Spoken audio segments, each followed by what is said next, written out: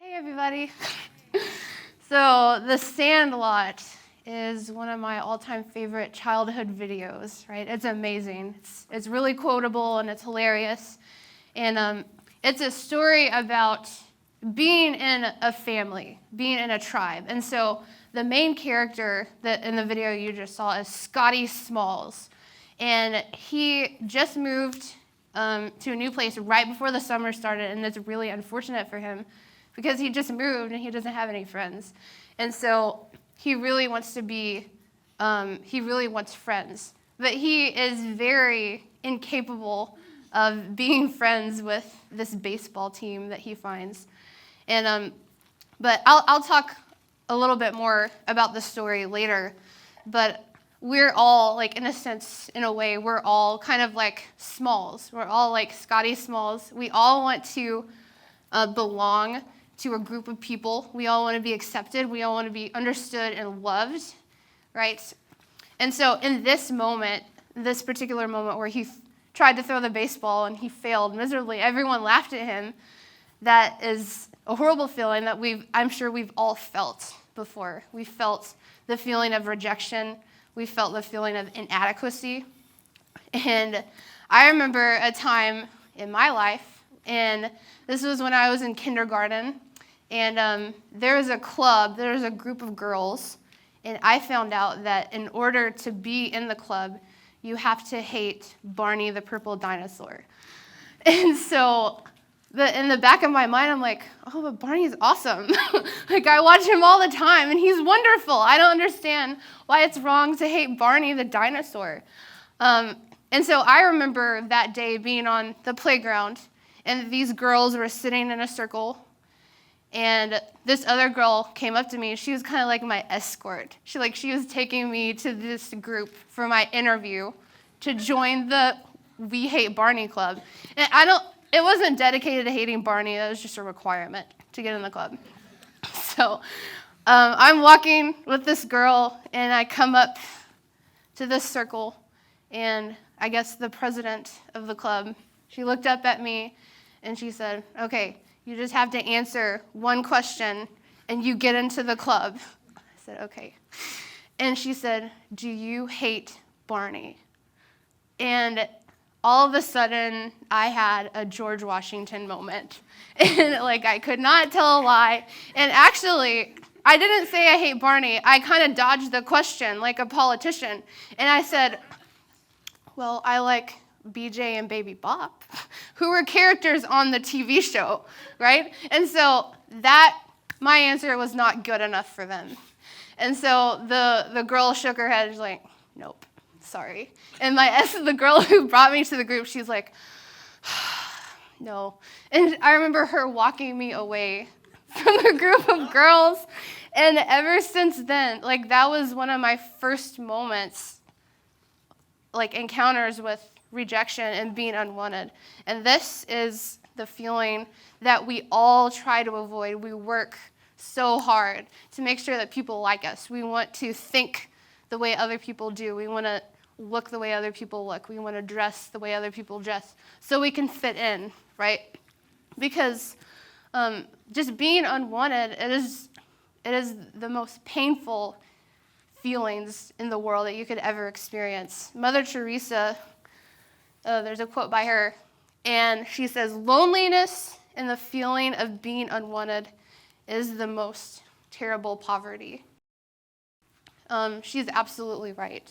When you feel isolated and completely away from other people don't like you, there's something about you, maybe you love Barney, or maybe your political views are a little off from the majority of people, or maybe you're just a certain way. And it's often really not a good enough reason. But, everybody faces the feeling of being unwanted, right? And people respond to it differently. And there's this idea. I kind of came up with this idea on my own called the unicorn complex. So this is the idea that when people are rejected, they feel hurt And so they come up with this idea, okay, well, the reason they reject me is because I'm different, because I'm special. There's something about me that sets me apart from everyone else. Like, we overgeneralize this feeling. And so I call it the unicorn complex. And people can fall into this, and I think they take two different directions. So on one side of the spectrum, you have O.J. Simpson. Okay, so I'm going to talk a little bit about him. And I'm not going to talk about the 1994 scandal, but this is before all of that happened. And so he was a football star at the University of Southern California. This guy was amazing, like just an amazing running back. Whenever he got the ball, he could run extremely fast. He was agile. People tried to stop him, but they just couldn't, right? He could run like 60 yards. Sometimes, like one time he ran 90 yards all the way to the end zone. And so he became really, really famous and popular. He got like so many Heisman Awards every year. But the thing about him was when he was all famous and cozy and comfy in LA, at that time, it was the late 1960s. And during that time, America was going through the civil rights movement, right? And so African Americans were in the struggle of getting equality. And actually in 1968, when Martin Luther King was shot, that was like the highest point of the civil rights movement. And Muhammad Ali was actually one person that called O.J. Simpson out. Like, O.J., what are you doing? And O.J. seemed to like distance himself from all of that. And something that O.J. said was, I'm not black, I'm O.J.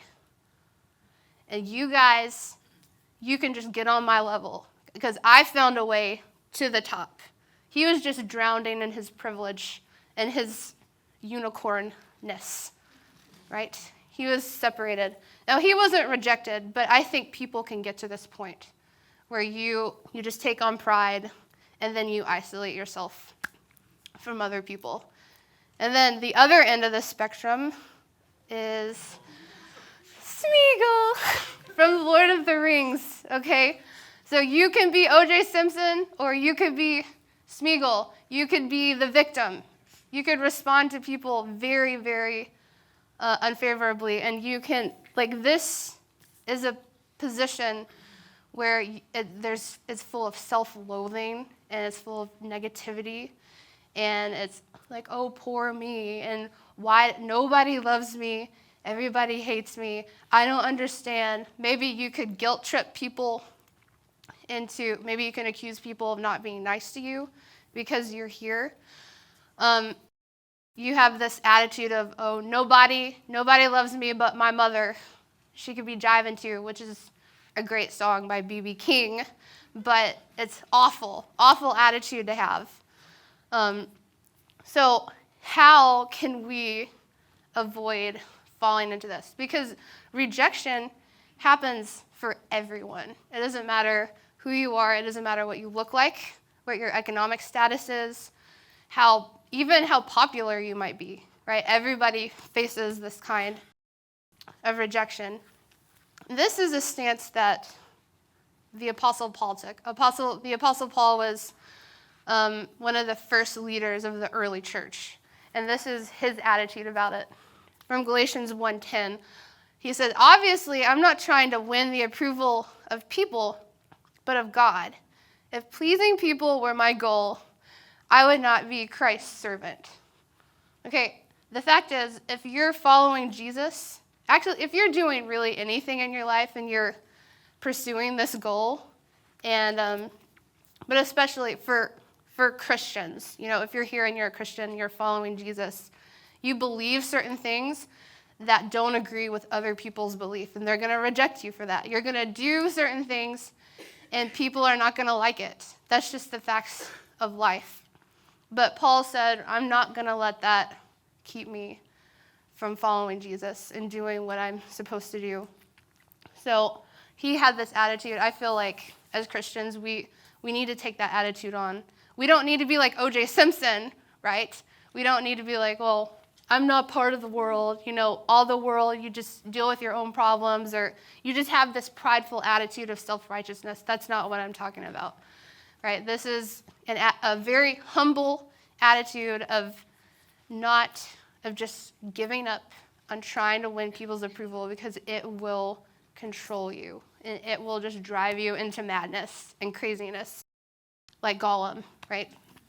And actually, when rejection happens to us, maybe I'm mostly talking about relational rejection, but there are other times in your life where you're rejected. It could be a job, or you didn't get into a program, or something like that.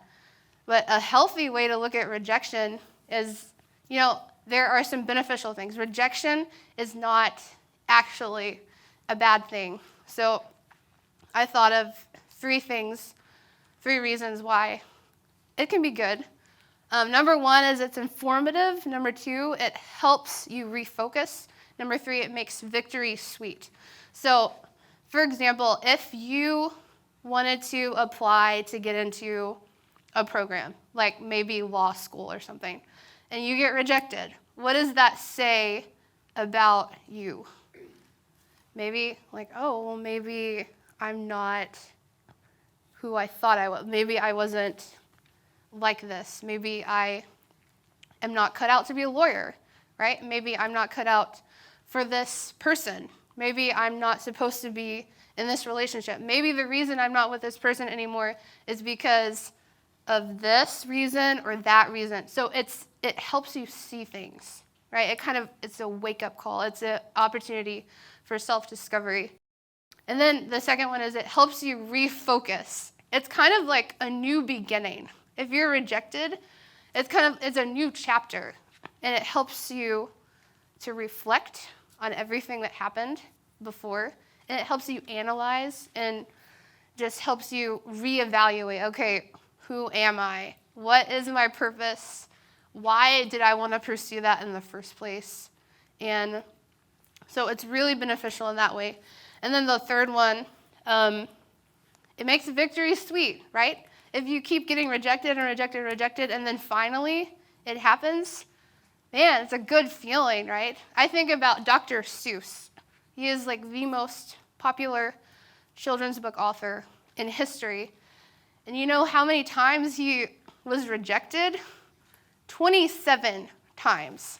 He went to 27 publishing companies, and they all said, no, no, no, no, no, no, no, no. 27 times. I'm really glad he didn't give up, because I really like his books. I think they're really fun and awesome. But man, when that publishing company finally accepted him, what an amazing feeling.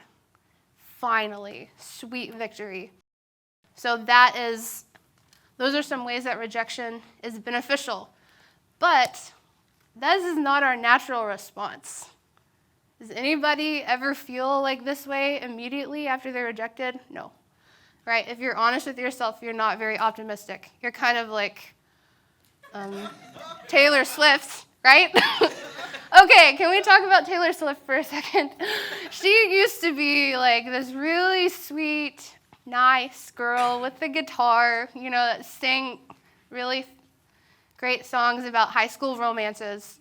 And if you know anything about her life, she has encountered she's been in relationships with people, and she's ran into some other people that she didn't like or that didn't like her, and she has just become this new person, who's just and she's biting diamonds and stuff, and she's putting pictures of snakes on her Instagram. Okay, something is wrong. But, in a way, you can't judge her too harshly, because we kind of feel like this. This is what rejection does to people if you don't respond to it in a healthy way. And I kind of felt I've felt like Taylor Swift a lot of times in my life. I'm not famous, so people don't know about it as much. But man, just rejection and especially heartbreak, it makes you want to throw objects across the room. It makes you want to bite diamonds if you have some at your house, just casually. And you break your teeth and you don't care because your heart's broken, right? And so there was a time when I felt like so rejected and outcast. And it was when I was 14 and I had some friends and they outright came to me and they said, Liz, can we stop hanging out? And they're honestly like my only two friends I had. And I didn't know what to say, so I said, okay. And so as a 14-year-old, I didn't have friends pretty much the whole year, or almost pretty much. But right after that happened, I made the decision. I kind of became O.J. Simpson. I was like, I don't really need friends, I guess. I took on this attitude of pride, and I was just driven by like, I'm good by myself, and if people want to be friends with me, that's fine. They can invite me over. We can talk. And so that was my freshman year of high school, and man, it was just awful. Like, I kind of numbed myself though, but I was carrying this resentment and bitterness in me, and I knew it because it all came out on my younger brother. Like that year, I completely ruined our relationship. And my younger brother he was my best friend, basically. We grew up together and we did everything together. And that year, I was just horrible to him and I was just a jerk. And that's what carrying resentment and bitterness and pride, that's what being O.J. Simpson does to you, right? You just destroy relationships. And one night I was just a jerk to him, and I finally realized, whoa, I'm a horrible person. And so I remember going to my room and just crying and crying and crying. And I said, God, I need friends. I finally realized what I needed. I'm like, God, please do something. Get me out of this mess. And I'm so sorry. I'm this horrible person. And he answered me really quickly. Like he led me to a church with people who loved me, people who were friends with me.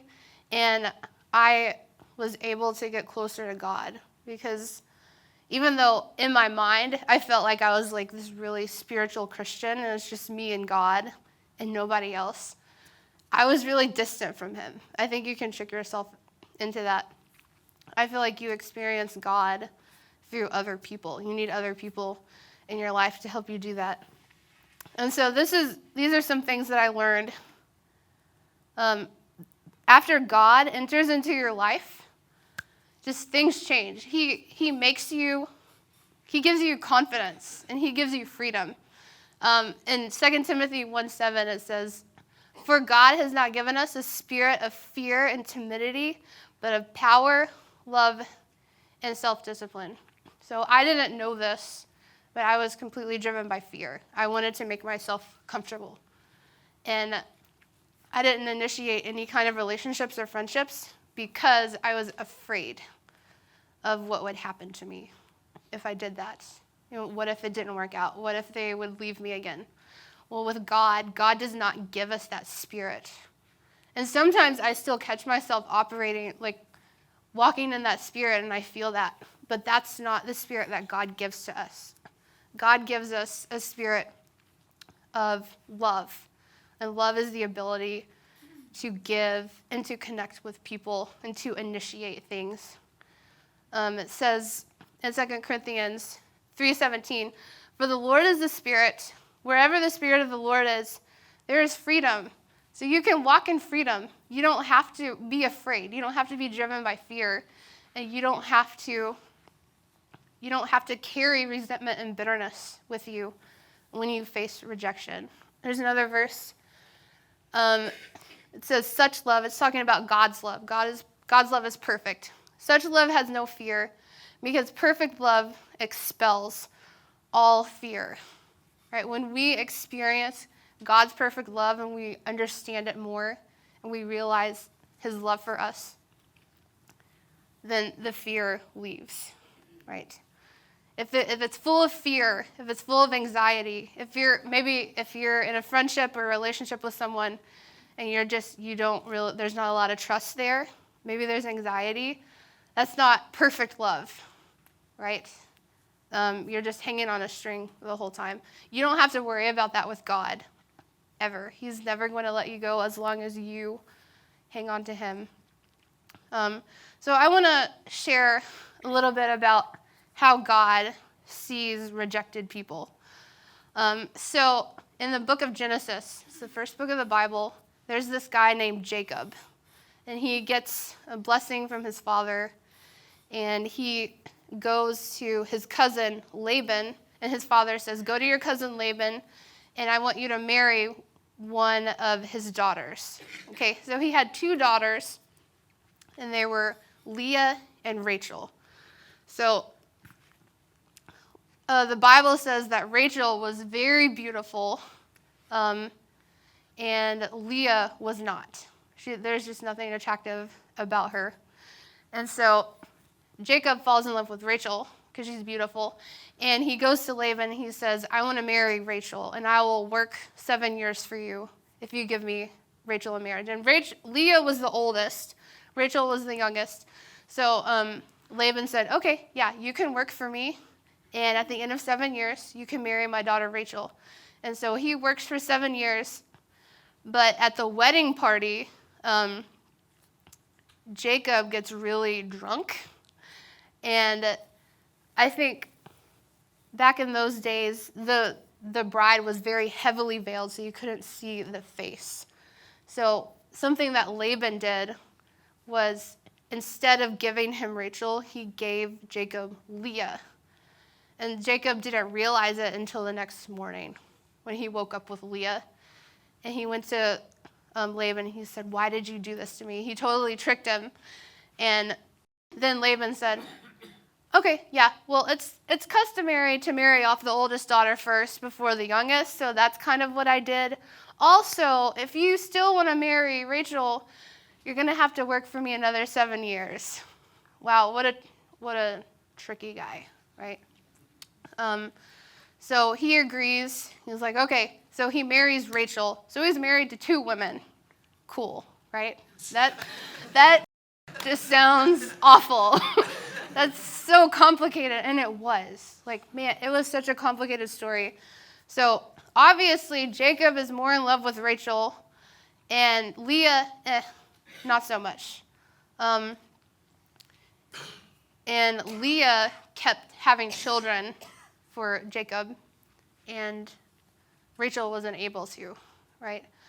And it was because God saw that Leah was unloved. And there's a verse in the Bible that says, or in this story, when the Lord saw that Leah was unloved, he enabled her to have children. But Rachel could not conceive. So I just want to mention in this verse, well, the main thing that this story illustrates is God sees people who are rejected, and he honors them. And actually, Leah was able to have 4 children for Jacob, and every child she had, she named him according to, like, it had a special meaning that tied into, well, maybe Jacob will love me now. I have a child. But no, he still didn't. Okay, I'll have another child. No, Jacob still doesn't love me. Okay, I'll have a 3rd child. Still nothing. I'm unloved. And then she had a 4th. She named him Judah, which is the ancestor of Jesus. God looked on her, and he decided to lift her up and honor her by becoming the mother of the ancestry line of Jesus Christ. That's what God does. Something that God doesn't do, just in case you're wondering, it says, but Rachel could not conceive. If you are in a situation where you're not conceiving, please don't think that the Lord does not favor you. I really, really strongly just disagree that God does things like that. It doesn't mean that he doesn't favor you. And we have maybe we get ideas about God that aren't true. Maybe we've been told things, or we hear stories and people tell them about, like, oh, God did this to me because he wanted this to happen to me, because he's trying to teach me a lesson, or because I messed up, I sinned, so God sent this to me. This is why I'm going through this. This is a different sermon. And I could talk about this for a long time, very passionately, but I think that's not God. And I think we're led astray by bad ideas about God. And we may have people like Jacob in our life that didn't love us and that rejected us and that didn't treat us the right way. And I think it's very natural for us to take those relationships in our life and reflect that on God. Can I just say that no one in your life is like God. No one has represented him even close to the way he is. Okay? So if you feel like God has abandoned you or left you, or maybe God's disgusted with you or ashamed of you, maybe because of people in your life, or maybe it's your own idea, your own feelings about yourself, that is not the way God feels about you. This is what God says about you and everybody. It says, I have loved you with an everlasting love. I have drawn you to myself with unfailing kindness. It's from Jeremiah 31:3. So when we receive God's perfect, everlasting love, everlasting means always and forever. Even before you were born, he knew you. Before the foundations of the earth, he knew you, specifically you. Not your country or not your family, but you. And he knew all the details, and he had plans for you. If you would choose to follow those plans, he has them for you, right? And he will always, always love you, no matter what direction in life you go. He has his mind on you. He sees you. He's watching you, right? And so when we realize this love that God has for us, then we are able to love other people, right? And so I want to encourage you to be like Benny the Jet Rodriguez. So this is the guy from The Sandlot. He's one of the main characters. And this guy, he was an amazing baseball player, and all the other guys are just like, eh. But Benny, after Scotty Smalls totally embarrassed himself, I think the next day, Benny went to his house, and Smalls was sitting on the porch just like, oh, what am I going to do? You know, he had a broken baseball glove, and he couldn't catch anything. And Benny walks up to him and says, hey, I'm going to go play at the Sandlot. You want to come? We need an extra guy. And Smalls says, oh, I can't really play. And I have a broken mitt, and I can't do it. And he says, and Benny reaches in his pocket, and he throws him a baseball glove. He's like, that's okay. I have an extra one. Come on, let's go. And so Smalls goes with them, and he actually humiliates himself again on the baseball field. But Benny is so patient, and he goes out and he teaches Scotty Smalls how to throw and catch a baseball right there. Scotty Smalls has no reason whatsoever to play baseball with anybody. And this guy, Benny, he became a famous baseball player later on in the movie. But he didn't see that. He saw Scotty Smalls as a person who needed friends and who needed somewhere to belong. And so I feel like, in a way, Benny represents Jesus, because Jesus sees those who are lonely and without families. In Psalm 68:6, it says, God places the lonely in families. Another verse says, even if my father and mother abandon me, the Lord will hold me close. Psalm 27:10. Here's another passage. And this is God talking about the nation of Israel, and it's just kind of an illustration of what God did for them. It says, on the day you were born, no one cared about you. Your umbilical cord was not cut. You were never washed, rubbed with salt, and wrapped in cloth. No one had the slightest interest in you. No one pitied you or cared for you. On the day you were born, you were unwanted, dumped in a field, and left to die. But I came by and saw you there, helplessly kicking about in your own blood. As you lay there, I said, live. And I helped you thrive like a plant in a field. You grew up and became a beautiful jewel. This is God's heart for every person. There's a verse in Ephesians that says, we were objects of wrath, right? We were in sin. We were sinners. We were not acceptable to God whatsoever. But Jesus came and he made a way for us to be acceptable, right? He wants to do this for people who are alone. And he just wants to do this in general. Like, we're all a mess. We're completely just wrapped up in our own problems, and we just feel like we can't climb out of a pit or just break free of these chains, but Jesus can do that. Jesus has power that can break any kind of struggle or any kind of loneliness. Jesus, there are a couple of parables that I want to share really quickly.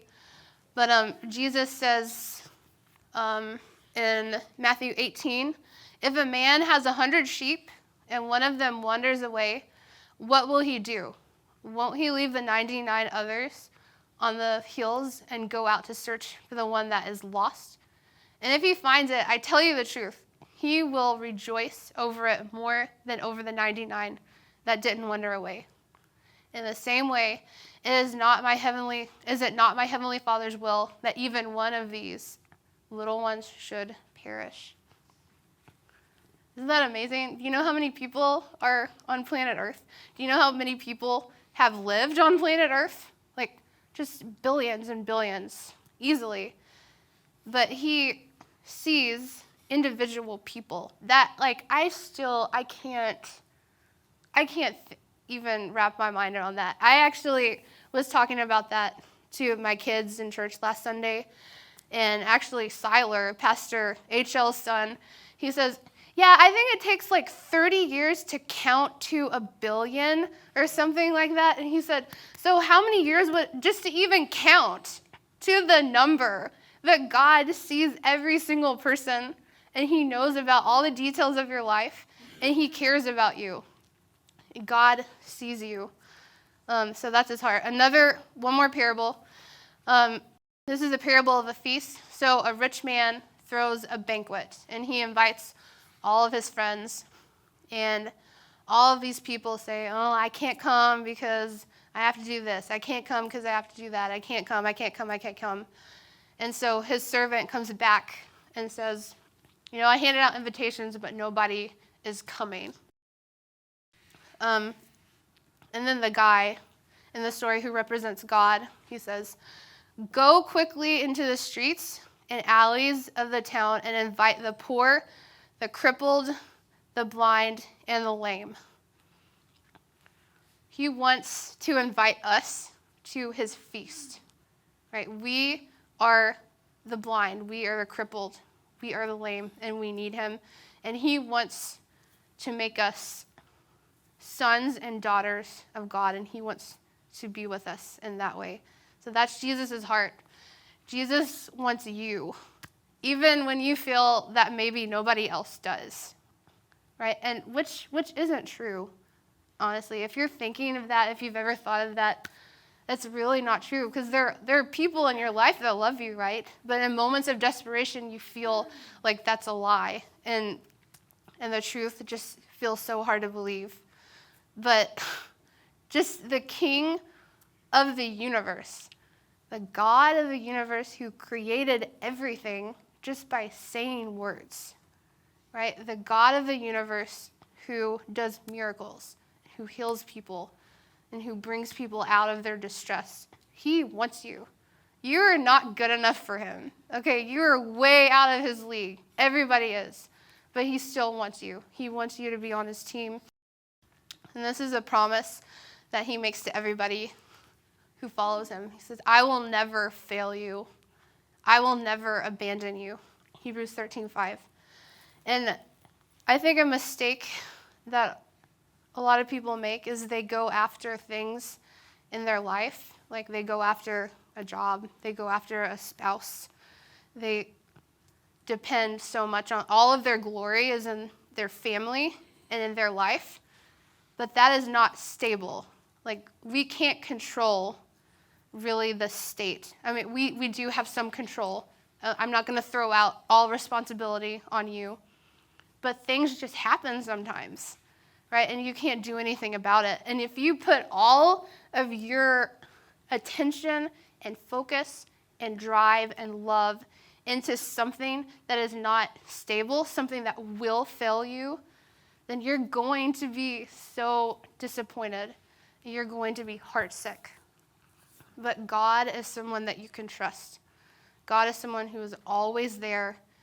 And the good news is God wants you and God accepts you. So you don't have to carry around the identity of being rejected because you're not. God accepts you. Jesus loves you forever and ever and ever and always.